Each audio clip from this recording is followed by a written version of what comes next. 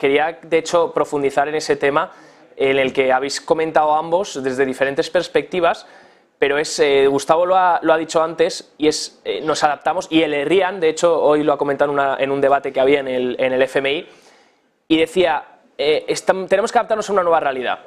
O sea, resulta que el primer shock de inflación ya parece ser que se ha calmado, eso no lo podemos negar, el pico de la inflación fue en junio de 2022, creo que eso estamos todos de acuerdo. La pregunta es, ¿vamos a volver a lo que había hace los últimos 10 años o entramos en unos 10 años que no tienen nada que ver con lo que hemos visto hasta ahora?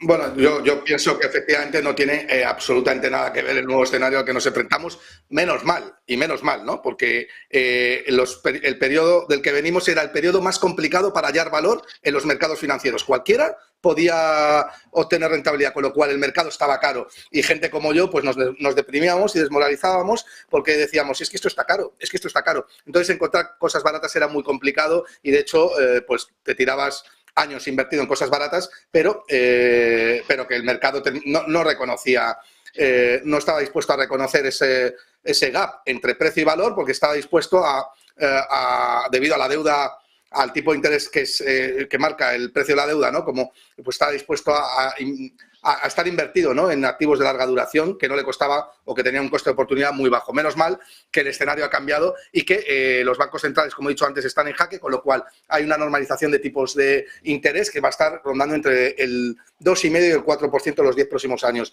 Dicho esto, yo no estoy para nada de acuerdo con el mensaje de Rodrigo, y no solamente el mensaje de Rodrigo, sino el mensaje que hay muy instalado en el mainstream de vamos a intentar a tener una posición importante de liquidez porque hay que estar pendiente de lo que hace la macroeconomía por si todo se va al traste. Pero vamos a ver, si es que los ciclos económicos son los que son, si los mercados caen y suben siempre, o sea, es decir, vamos a tener caídas de un 20% sí o sí, pero tú no sabes cuándo esas caídas se producen. Entonces, el argumento que yo digo es, vamos a dejar de comprar algo que está barato porque el mercado va a caer mañana un 20%, si no sabemos si va a caer o no. Y lo que sí que podemos es incurrir en un coste de oportunidad muy alto de perder una oportunidad de un activo que ya está barato. Lo que hay que hacer es hacer un análisis profundo de aquellos activos que están baratos y llegar a inferir que efectivamente están baratos por alguna razón fundamental. Pero claro, si encomendamos nuestro análisis a qué va a hacer la providencia con respecto a la macroeconomía, pues mira, ya te digo yo que no vas a obtener rentabilidad jamás. Estar en bolsa o estar en mercados financieros requiere tener paciencia, tener tolerancia a la volatilidad y si quieres reducir el riesgo tienes que estudiar profundamente aquellos activos que compras, y la única manera de reducir el riesgo es comprando con margen de seguridad. Es decir, cuanto más barato compras un activo, menos riesgo incurres en ese activo. Aún así te vas a equivocar, pero la probabilidad siempre va a jugar a tu favor, ¿no? Y para eso requiere pues echarle 150 o 200 horas a cada empresa que analizas. Rodrigo, ¿opiniones de todo esto? Bueno, yo aquí difiero con Gustavo, como no puede ser, porque siempre diferimos en muchas cosas. Entonces, a ver, es que no solo está la bolsa como activos, los activos, las acciones son empresas que generan su dinerito, ¿no?, cada mes, y tú te puedes beneficiar de ser accionista de ellas. Pero en el mercado no solo tienes posibilidad de invertir en acciones. Por lo tanto, para mí el análisis macro es muy importante porque la economía mundial está muy vinculada a cómo lo están haciendo el sector financiero, sobre todo el sector que crea el crédito, el dinero. Entonces, ¿yo veo activos baratos? Sí, por ejemplo, yo veo la deuda americana barata, porque creo que el día de mañana los tipos de interés se van a volver a comprimir, porque por lo que estamos hablando de que van a dar 180 grados los bancos centrales en su política monetaria, y porque el mercado ya se lo está diciendo. Porque como el mercado va a demandar, ante una contracción del crédito, va a demandar activos líquidos y seguros, como es la deuda americana, ahí va a hacer que pujen por los tipos, por la deuda existente y los tipos de interés se compriman. Entonces, yo creo que estar siempre 100% renta variable no me parece la mejor opción, pero bueno, cada uno tiene su perfil de riesgo. Yo tengo posiciones que se podrían ver como muy arriesgadas y otras menos.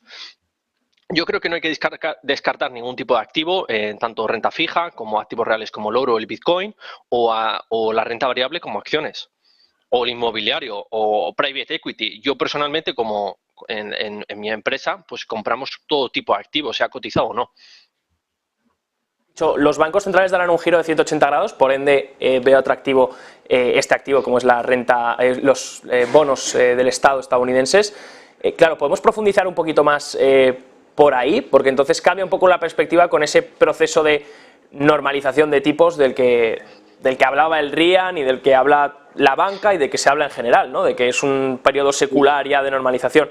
Tú ves lo contrario, ¿no? Un giro radical y vuelta a lo mismo, entiendo. Claro, yo veo una vuelta a lo mismo, sobre todo en Estados Unidos con su deuda. ¿Por qué? Para ver tipos de interés al 3, al 4, 5%, una normalización de tipos, tendremos que ver a la economía estar expandiendo al 3 o 4, 5%. Cuando vemos los tipos, que el mercado ya de la renta fija está diciendo, los tipos a largo están más bajos que los de corto, lo que está diciendo es, veo menos perspectivas de inflación y menos perspectivas de crecimiento. Y de ahí que me refugio en la deuda pública americana. Cuando esto sucede es que no va a haber un crecimiento del crédito. Y si no hay un crecimiento del crédito, no puede haber una expansión económica. En los últimos datos americanos de crédito, se ha contraído el crédito. Entonces, es muy difícil que se produzca una normalización de tipos si la gente no va a pedir nuevas hipotecas, si las empresas no se van a endeudar y sobre todo si esos bancos no van a querer extender el crédito. Si no extienden el crédito es imposible que la economía crezca a las tasas que creció en el 2000 o en los 90. Yo creo que volveremos por temas sobre todo demográfico y apalancamiento. El nivel de deuda en el sistema es tan grande que cada vez una unidad de deuda no genera un retorno, un crecimiento económico como en el pasado. Cada vez nos cuesta más crecer. De ahí que los crecimientos, por ejemplo, en Japón, durante casi 20 años después de que estallara su burbuja económica, sigan deprimidos. El crecimiento japonés es enano. Y yo creo que vamos a un escenario que es lo más probable de una japonización.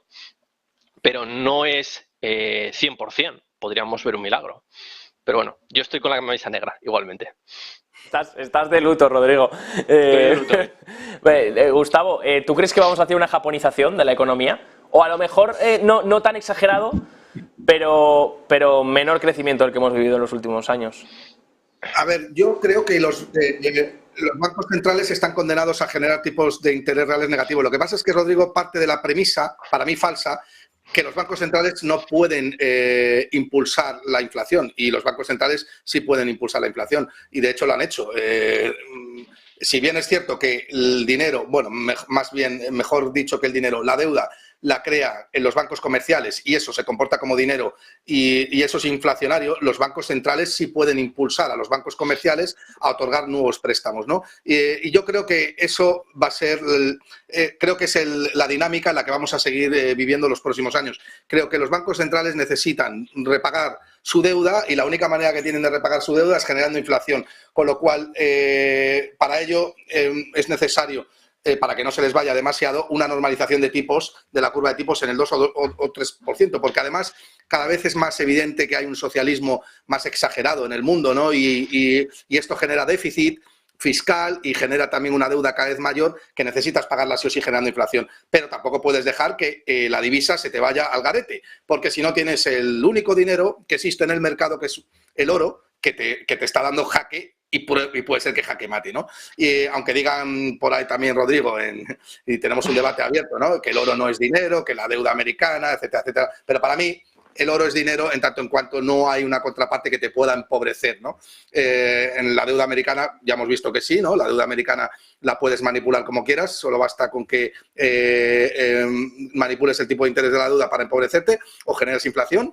Pero bueno, yo creo que el panorama al que nos enfrentamos es complejo, creo que vamos a seguir creciendo. Es cierto que puede ser que crezcamos menos o por debajo de la como dice Rodrigo, en eso sí estoy de acuerdo, que la producción cada vez se reduzca un poco más y tendamos a la japonización, eso sí tiene sentido, pero en general creo que los bancos centrales están condenados a generar inflación. Los bancos centrales están condenados a generar inflación en ganchos